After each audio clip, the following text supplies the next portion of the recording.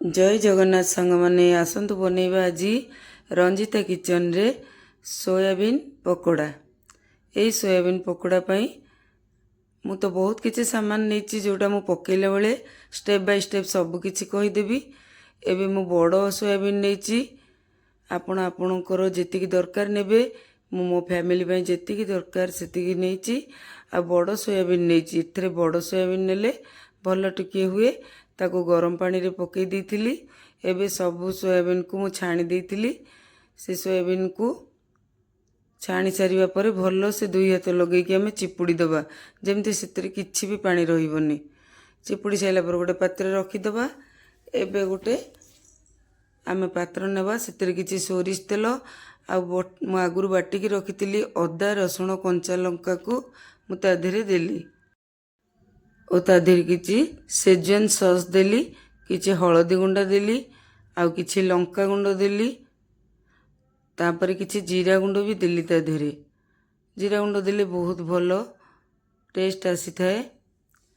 सब गुड़ी के पकेली। तापर मु किछि गरम मसाला पकेली आ पुदीना धनिया चटणी मध्य पकेली। देखो सब किछि पकई सारा पर स्वाद अनुसार मु लुण पकेली। जेतिकी आमे नैथिबा जिनिस ताको अनेक आमे स्वाद अनुसार लुण दबा। सबू को भल भागरे मिक्स कर देली। भल भावे मिक्स करबा परे आमे जो रखिथिले छाणी की सोयाबीन से सब ता देहरे आमे ऐड कर दबा। देखंतु मु एबे ऐड कर देली ता देहरे।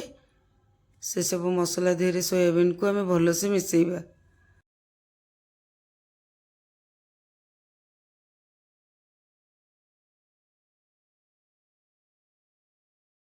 एबे सब मसला तो पड़ीगला। तापर आमे दबा किछि कॉर्नफ्लोर किछि दबा आउ किछि बेसन दबा।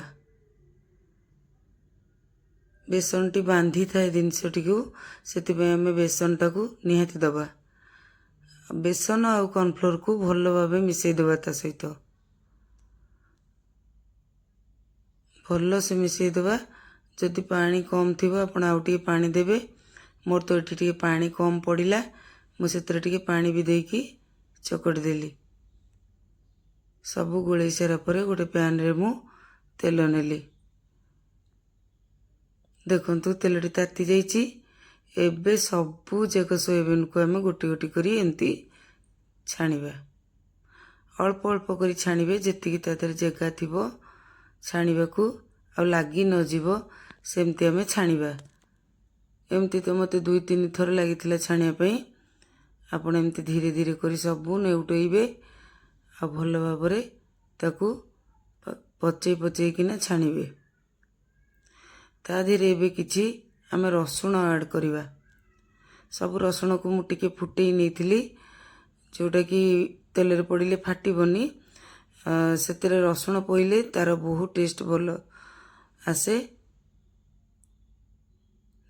एमती कलर आसिला परे आमे सबू सोयाबीन को छाणी नबा। देखंतु केते सुंदर हेछि सोयाबीन पकोड़ा। रसुण भी ता सहित मिसेई के खाइबे बहुत भल लागिबो। देखंतु आउ जिते थिला पुण थरे मु सेमती छाणी नेली। एमती सबू करिकी हाउला हाउले सबू ते मु छाणी देली। देखंतु रेडी हे गेला बे हमर सोयाबीन पकोड़ा। तापर आमे किछि चाट मसाला ऐड करिबा। चाट मसाला ऐड कर सरिबा परे पियाज भी आमे किछि दबा। राउंड साइज रो आमे पियाज काटिबा। तापर दबा। एमिते नुआ नुआ वीडियो देखिया पाई कि चैनल टी को सब्सक्राइब करंतु। रहिली जय जगन्नाथ।